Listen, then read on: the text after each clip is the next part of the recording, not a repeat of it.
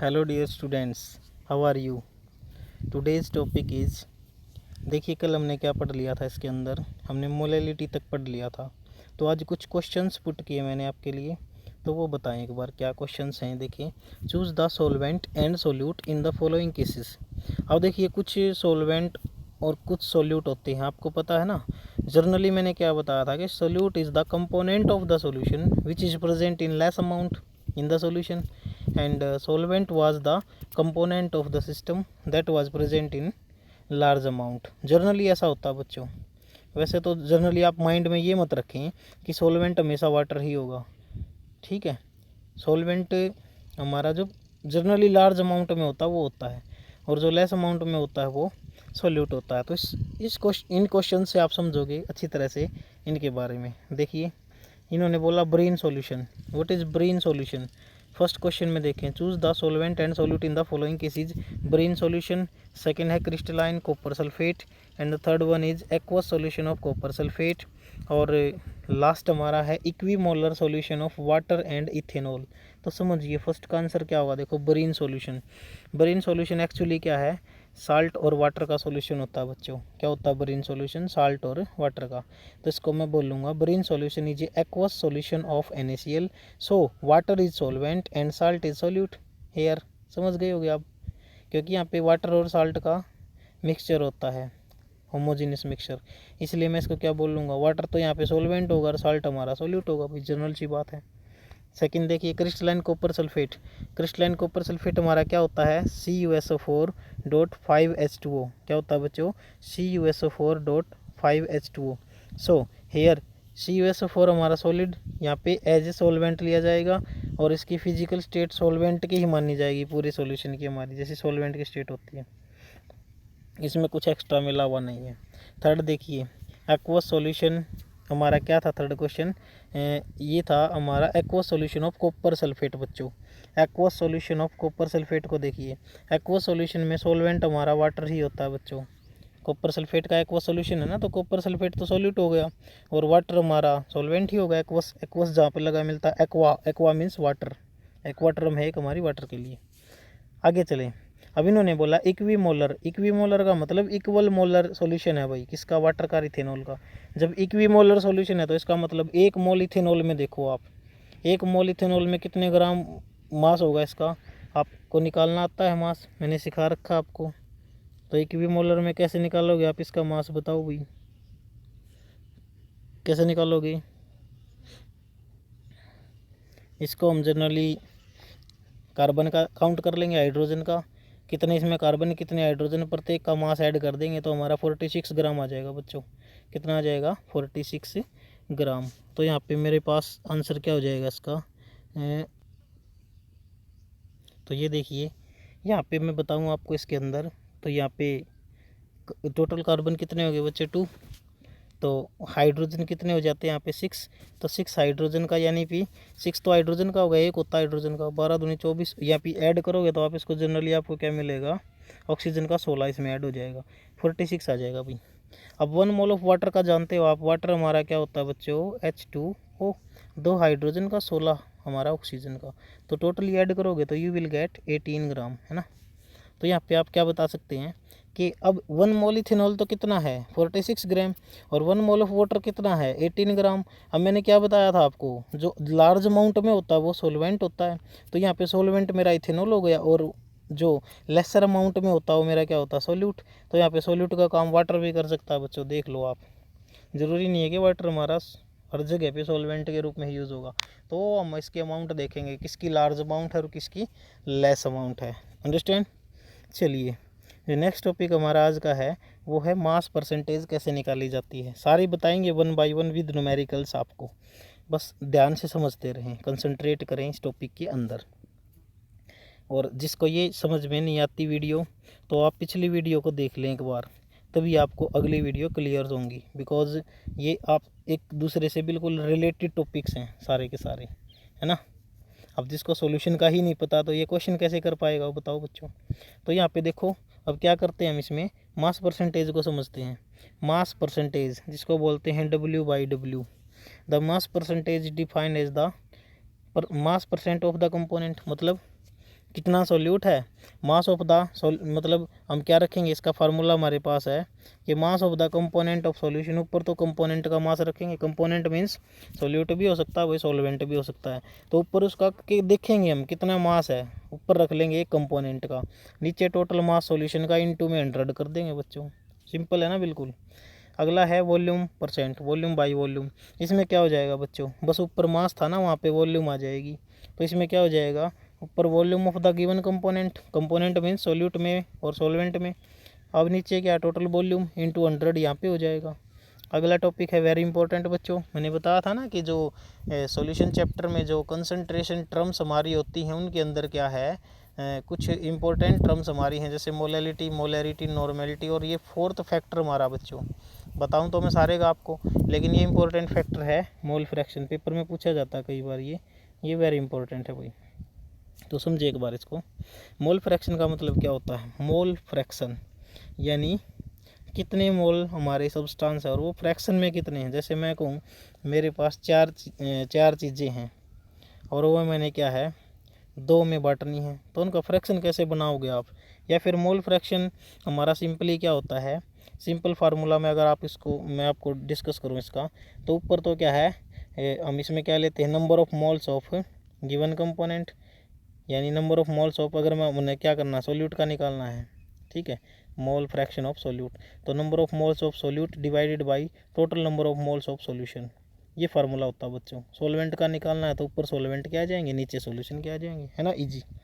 तो देखिए डेफिनेशन इसकी एक बार, डेफिनेशन थोड़ी टिपिकल लिखी गई है कि mole fraction of A constituent means solute और सॉल्वेंट इज द फ्रैक्शन, वो फ्रैक्शन है ऑब्टेंड जो मिलता है dividing number of moles of that component, जिस कंपोनेंट का निकालना है उसको तो ऊपर रखो, number of moles of that component उसको डिवाइड करो किससे, total number of moles of all constituent present in the solution, मतलब सोल्यूट प्लस सॉल्वेंट, इसको एक्स से डिनोट किया जाता है भाई, mole fraction is denoted by x, इसको कई और टर्म भी बोलते हैं लेकिन एक्स ही मान लो, कोई दिक्कत नहीं है इसके अंदर। चलिए नेक्स्ट हमारा है लेट इन ए सॉल्यूशन, मान लो एक सॉल्यूशन के अंदर N1 और N2 हमारे क्या हैं, number of moles of solvent, N1 तो मान लिए मैंने सॉल्वेंट, बच्चों ध्यान से देखियो, N1 सॉल्वेंट माने हैं और N2 सॉल्यूट माने हैं रिस्पेक्टिवली, मतलब लगातार इनको मानना है मैंने परस्पर। Then moles of fraction of solvent, solvent का क्या आ जाएगा बच्चों, x1 बराबर है N1 by N1 plus N2, बताया था ना, x1 मतलब ये मोल फ्रैक्शन हमारा सॉल्वेंट का है, सॉल्वेंट का मोल फ्रैक्शन है, तो नंबर ऑफ मोल्स ऑफ ऊपर क्या आएंगे सॉल्वेंट के ही आएंगे, नीचे सॉल्वेंट प्लस सोल्यूट, है ना। चलिए आगे, moles of solute in the solution क्या आ जाएगा बच्चों, x2, ऊपर N2 आ जाएगा भाई, N1 प्लस N2। और एक चीज़ मैं आपको बताऊँ जनरली, ये इसका जनरल फार्मूला मैंने लिख दिया नीचे, मोल फ्रैक्शन ऑफ कंपोनेंट का फार्मूला क्या है, number of moles of component total number of moles of all component, है ना। और याद रखो जब भी आप मोल फ्रैक्शन ऑफ सोल्यूट और सोलवेंट को जोड़ोगे ना तो हमेशा 1 के इक्वल आएगा। क्यों भाई, प्रूव कर लो, चलो इसको प्रूव करते हैं। जैसे मेरे पास N1 यानी x1 की वैल्यू कितनी थी, ये थी ना बच्चों, x1 की वैल्यू कितनी थी भाई ये, और x2 की वैल्यू कितनी थी ये, दोनों को मैं ऐड करूँगा तो एलसीएम क्या आएगा मेरा, बताओ एलसीएम क्या आएगा, ये एलसीएम आएगा मेरा N1 प्लस N2, ऊपर भी N1 प्लस N2 आ गया, कट जाएगा 1 आ गया, यानी मोल फ्रैक्शन मैक्सिमम कितना हो सकता। फ्रैक्शन का मतलब ही क्या है, एक में से कितना लिया गया था, तो जितने भी फ्रैक्शन है सबको जोड़ोगे तो जनरल सी बात है एक ही तो आएगा ना, है ना। अब जैसे मोल फ्रैक्शन मेरा आ गया, इनका जोड़ कितना आ गया मोल फ्रैक्शन का, x1 प्लस x2 किसके इक्वल आ गया बच्चों, 1 के। अब मेरे को मान लो सॉल्वेंट का निकालना है अलग से, तो 1 में से मैं घटा दूंगा सोल्यूट का, आ जाएगा सॉल्वेंट का, है ना, क्या आ जाएगा सॉल्वेंट का। अगर इसी तरह से वाइस वर्सा दूसरा निकालना चाहते हो तो वो भी घट जाएगा इसमें से, है ना। चलिए आगे, अब कई पूछते हैं कि इसकी यूनिट बताओ भाई, किसकी, मोल फ्रैक्शन की। भाई मोल फ्रैक्शन और मास फ्रैक्शन हमारे ऐसे फैक्टर होते हैं केमिस्ट्री में जिनकी यूनिट नहीं होती, ये डायमेंशन लेस होते हैं, यूनिट लेस हमारी ये होते हैं, ठीक है। तो आगे चलिए मास फ्रैक्शन डिस्कस करते हैं, बिल्कुल सेम है जैसे माल हमारा ये मोल फ्रैक्शन था ना, मास फ्रैक्शन में बस ऊपर क्या है मास आ जाएगा, ठीक है। इट इज़ डिफाइंड एज, इसको कैसे डिफाइन करोगे, it is defined as the mass of the given component per unit mass of the solution. भाई वही चीज़ है, ये अगर मैं मानता हूँ कि एक्स ए और एक्स बी डिनोट करते हैं mass fraction of the two component A and B, A वाले का मास फ्रैक्शन एक्स ए मान लिया और बी वाले का मास फ्रैक्शन क्या मान लिया मैंने, एक्स बी मान लिया, तो जो मेरा W A gram of the component of A is mix with W B gram of second component with B in binary solution. कुछ भी नहीं है बच्चों, देखो ये याद करना आपको बस नीचे वाला फार्मूला। तो ये देखो मास फ्रैक्शन ऑफ सॉल्वेंट मान लो इसको, तो ये क्या आ जाएगा, मास ऑफ सॉल्वेंट और मास ऑफ टोटल सॉल्यूशन का कितना है, ये इसका फार्मूला है। और इन दोनों को ऐड करोगे तो भी 1 के बराबर आएगा। बस वहाँ पे नंबर ऑफ मोल्स थे, इसमें मास है, बस वेट है, ठीक है, ये डिफरेंस है बस, और कुछ भी डिफरेंस नहीं है, आप डायरेक्टली याद कर सकते हो। 8वीं टर्म मैंने बताई थी बच्चों, पीपीएम होती है, पीपीएम। पीपीएम का मतलब क्या है भाई, यहाँ पे पीपीएम का मतलब है पार्ट पर मिलियन। पीपीएम का मतलब क्या है भाई, पार्ट पर मिलियन, यानी ये जो it is define as the mass of solute. यूँ कह रहे हैं भाई मास ऑफ द सोल्यूट है ना, तो वो 1 मिलियन पार्ट सॉल्यूशन में मिला हुआ, मतलब यहाँ पे तो सोल्यूट बहुत कम है और सोलवेंट बहुत ज़्यादा है। तो याद रखना पीपीएम टर्म जहाँ यूज़ होती है ना, वहाँ पे सोलवेंट बहुत ज़्यादा होता है और सोल्यूट बहुत कम होता है, समझे ना। तो यानी पीपीएम ऑफ ए मान लो कोई भी, ए हमारा सोल्यूट है, तो मास ऑफ सोल्यूट ऊपर आ जाएगा, नीचे मास ऑफ सोल्यूशन गुणा में पीपीएम मिलियन 10 की पावर 6 मिलियन, यानी मिलियन होता है इसके अंदर, इतने मिलियन सॉल्यूशन में ये मिला हुआ। आपने पढ़ा भी होगा 11th क्लास का जो 14th चैप्टर था बच्चों, वहाँ पे मैंने आपको पढ़ाया था, याद हो तो, एनवायरमेंटल केमिस्ट्री में, याद करो कि पोल्यूशन है ना जो एटमॉस्फेयर का, वो भी पीपीएम में मापा जाता है। देखा था ना आपने, वहाँ कुछ टर्म्स थी, जैसे प्योर वाटर के लिए इसमें कितना बीओडी सीओडी कितना होना चाहिए, कितने पीपीएम होना चाहिए, याद हो तो आपको कुछ। चलिए अब नीचे नोट लिखा मैंने आपके लिए, molality, mole fraction, mass fraction do not change with temperature. ये टेम्परेचर के साथ चेंज नहीं होते, जबकि मोलैरिटी, हमारी जो मोलैरिटी होती है, एंड नॉर्मेलिटी, वो टेम्परेचर के साथ चेंज हो जाते हैं। तो ये आगे मैंने लिखा हुआ अलग से, इसमें डिफरेंस करेंगे तो हम समझ जाएंगे कौन टेम्परेचर पे डिपेंड करता है और कौन टेम्परेचर पे डिपेंड नहीं करता, ठीक है। चलिए कुछ रिलेशन है बच्चों यहाँ पे जो आपको डायरेक्ट याद करने हैं। नॉर्मेलिटी की इक्वेशन होती है एक N1V1 = N2V2, पढ़ चुके होगे आप 11th में भी। मोलैरिटी की एक इक्वेशन होती है बच्चों M1V1 = M2V2। अगर रिएक्शन दो रिएक्टेंट के बीच में दी गई है तो नंबर ऑफ मोल्स के साथ जो एक नई इक्वेशन बनेगी M1V1/N1 = M2V2/N2। अंडरस्टैंड। ये देखिए मैंने लिखा हुआ यहाँ पे स्पेशली कि कौन टेम्परेचर पे डिपेंड करता है, कौन टेम्परेचर पे इंडिपेंडेंट होता है। तो ये वॉल्यूम रिलेटेड टर्म है ना, जो भी वॉल्यूम से रिलेटेड टर्म आएंगी वो टेम्परेचर पे डिपेंड करेंगी बच्चों, क्योंकि टेम्परेचर के साथ इनकी वैल्यू चेंज होएगी भाई। और जो मास रिलेटेड टर्म आएंगी वो टेम्परेचर पे डिपेंड नहीं करती। यहाँ से डायरेक्ट क्वेश्चन आता है पेपर में, क्या मोलैलिटी और मोलैरिटी में कौन टेम्परेचर पे डिपेंड करता है और क्यों करता है, ये पूछा जाता है। तो आप देखो जिसमें वॉल्यूम है ना बच्चों, तो वो टेम्परेचर पे क्या है, डिपेंड करेगा। जैसे percentage by volume, V/V%, weight by volume, W/V%, molarity, normality, ये सारे टेम्परेचर पे डिपेंड करने वाली टर्म्स हमारी कंसंट्रेशन की टर्म्स हैं। जबकि इंडिपेंडेंट कौन सी हैं जो डिपेंड नहीं करती, percent by mass, weight by wait, mole fraction, molality, parts पर मिलियन या बिलियन। बिलियन भी टर्म यूज़ कर ली जाती है कई बार, PPB। बिलियन का मतलब क्या बच्चों, PPB। ये लिखा नहीं मैंने आपके लिए इसमें। चलिए आगे, अब कुछ न्यूमेरिकल्स करोगे ना आप, पिछले जो टॉपिक अभी बताए हैं कुछ बच्चों को समझ में बिल्कुल भी नहीं आया हुआ, जिनको मैथ कम आता है, तो ये मैथमेटिक्स टॉपिक हमारे हैं। तो अब देखो मैं न्यूमेरिकल के साथ एक बार दोबारा बताता हूँ आपको इन्हीं टॉपिक्स को। जैसे मैं न्यूमेरिकल की बात करूँ, वेट बाई वेट, तो इस वेट बाई वेट का मतलब बच्चों यहाँ पे क्या है पता है आपको, यानी सोल्यूट है ना मेरा वो सोलवेंट में जितना भी हमारा सॉल्यूशन है उसमें मिला हुआ है, यानी weight by weight, mass of solute बटे मास ऑफ सॉल्यूशन। इसका मतलब क्या भाई, मास ऑफ सोल्यूट कितना सॉल्यूशन में मिला हुआ है, परसेंटेज निकाल दो उसकी बस। यानी ये solution of NaCl in water, देखो मैंने इसका मीनिंग समझाया आपको यहाँ पे। वेट बाई वेट का मीनिंग क्या होता है, W/W लिखा होता है कई बार न्यूमेरिकल्स में ऐसे। तो इसका मीनिंग यहाँ पे क्या है, ए solution of NaCl in water is 5% weight by wait. इसका मतलब समझो 5% वेट बाई वेट का मतलब क्या है, इसका मतलब 5 ग्राम NaCl है ना जो, वो 100 ग्राम सॉल्यूशन में मिला हुआ है। क्या समझिए, 5% वेट बाई वेट, मतलब 5 ग्राम सोल्यूट का वेट पूरे सॉल्यूशन के 100 ग्राम सॉल्यूशन में मिला हुआ है। समझे ना अब इस चीज़ को तो आप। इसलिए इसका फार्मूला बच्चों क्या हो गया यहाँ पे, ये फार्मूला बन गया मास of solute divided by mass of solution into 100। एक न्यूमेरिकल देखो और क्लैरिफाई हो जाएगा topic. 100 gram sucrose is dissolve in 100 gram 10 gram sucrose is dissolve in 100 gram water, find weight by wait percent. बड़ा ईजी है भाई। देखो यहाँ पे क्या क्या टर्म्स गिवन है। 100 ग्राम सुक्रोज यानी weight of mass of solute कितना दे रखा है 100, तो ऊपर क्या 10 है ये। मास ऑफ सॉल्यूट कितना दे रखा है 10, तो ऊपर क्या रखेंगे हम यहाँ पे इस फार्मूले में 10 रखेंगे डिवाइडेड बाई। अब देखो dissolve in 100 gram water, water तो सोलवेंट है बच्चों, है ना, वाटर इज ए सोलवेंट। तो सोलवेंट वाटर हमारा 100 था और 10 हमारा ये सोल्यूट था, तो टोटल सॉल्यूशन लिखना ना नीचे। तो सॉल्यूशन का कितना हो जाएगा 10 प्लस 100, तो कितना आ जाएगा 110 इंटू क्या करोगे 100 काटोगे तो आंसर आ जाएगा परसेंट में, है ना। वेट बाई वेट कितना आ गया इसका, इतने परसेंट इसमें मिली हुई है ये। आगे चलिए, one more numerical for you. अगर न्यूमेरिकल इस टाइप का आता है तो क्या करोगे, 10 gram of NaCl is present in 100 ml of solution. अब की बार तो वॉल्यूम दे दी भाई, ml का मतलब ये वॉल्यूम दे दी, और वॉल्यूम दे दी तो इसका मतलब गड़बड़ हो गई यहाँ पे कुछ न्यूमेरिकल में। Find weight by wait percent if density of the solution is 1/1.2 ग्राम पर मोल। अब वेट बाई वेट परसेंट मैंने निकालना है, तो क्या फार्मूला था, रिवाइज करो formula, mass of solute by mass of solution into 100। तो मास ऑफ सोल्यूट हमारा कितना है 10 है ये तो, और मास ऑफ सॉल्यूशन कितना हो जाएगा पता नहीं भाई।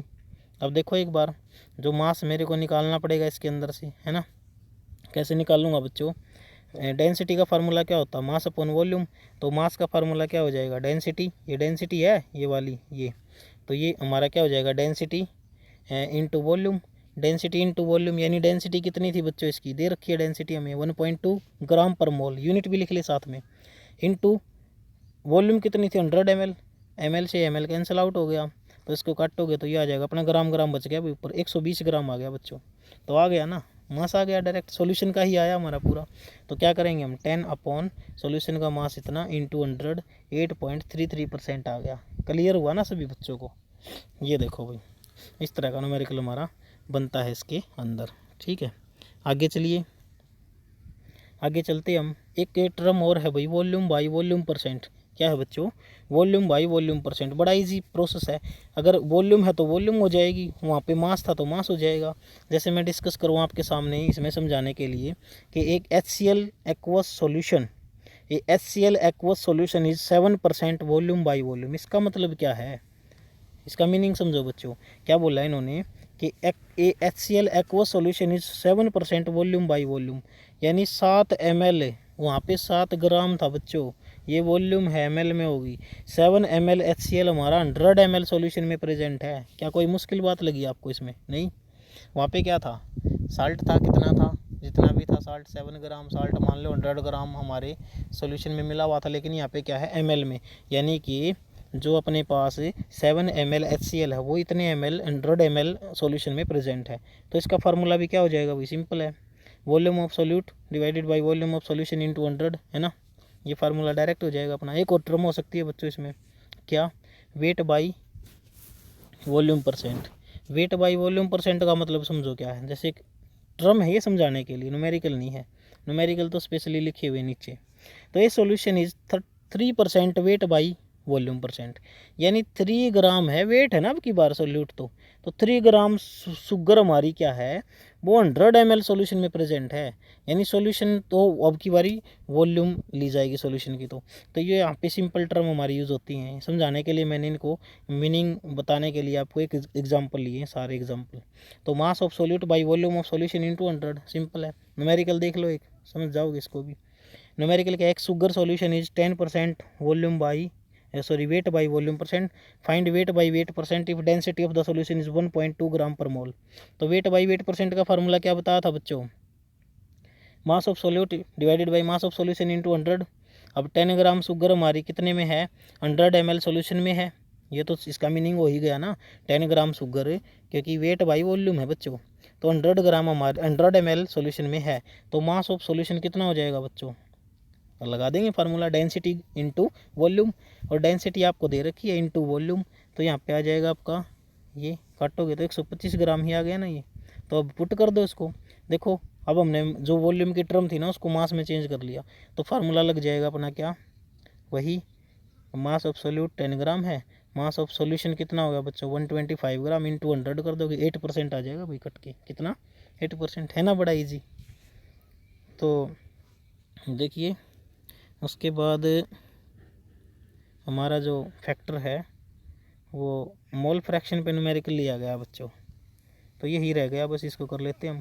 न्यूमेरिकल ऑन मोल फ्रैक्शन क्या कहता है, देखो 40 ग्राम NaOH plus 54 gram H2O, calculate the mole fraction of NaOH and mole fraction of H2O, ये हमने दोनों इसके अंदर निकालने हैं। तो मोल फ्रैक्शन ऑफ NaOH कैसे आएगा, बड़ा सिंपल है भाई, mass by molar mass, number of mole निकालने पड़ते हैं बच्चों, देखो ध्यान से, ये आपको आता है पहले भी, कि मैं क्या करूँगा इसके अंदर नंबर ऑफ मोल्स निकाल लूँगा NaOH के। क्या फार्मूला होता है, मास बाई मोलिकुलर मास, मास कितना गिवन है 40 ग्राम, मोलिकुलर मास भी है NaOH का निकालोगे तो 40 ही आएगा, डिवाइड करोगे तो 1 आ गया, है ना, एक वैल्यू आ गई फ्रैक्शन की। अब वाटर का फ्रैक्शन निकालोगे N ऑफ H2O, तो नंबर ऑफ मोल्स हमारे आ जाएंगे यहाँ पे, गिवन मास कितना है 54 और वाटर का कितना होता है मोलिकुलर मास 18, तो इसको काटोगे तो 3 आ गया। तो यानी मोल फ्रैक्शन NaOH का, number of moles of solute कितने थे बच्चों, ऊपर वाला 1 था ना, तो 1/1 + 3 1/4 आ गया, फ्रैक्शन का निकाल लोगे तो 0.25, वाटर का कितना आ जाएगा, ऊपर 3 रखोगे, 3 1 + 3 3/4 0.75, और मैंने बताया था दोनों को ऐड करोगे तो 1 ही आएगा, क्योंकि 1 में से ही तो फ्रैक्शन था ना ये। अब इनकी सेपरेटली वैल्यू भी निकाली जा सकती है, देखो अलग अलग वैल्यू आ गई और दोनों को ऐड करोगे तो 1 आएगा, करके देख लो 1 ही आ गया, समझ में आया ना आपको। तो ये number of moles of solute, वो फार्मूला कौन सा लगा यहाँ पे बच्चों, x ऑफ 1 = N1/N1 + N2, और यहाँ पे कौन सा लगा दूसरे में, x ऑफ 2/N2/N1 + N2, ये फार्मूला हमने यहाँ पे अप्लाई किया है। तो thank you for watching this video and I hope you will do better by seeing this video, and if you have any problem discuss to me at that time. Thank you, bye bye.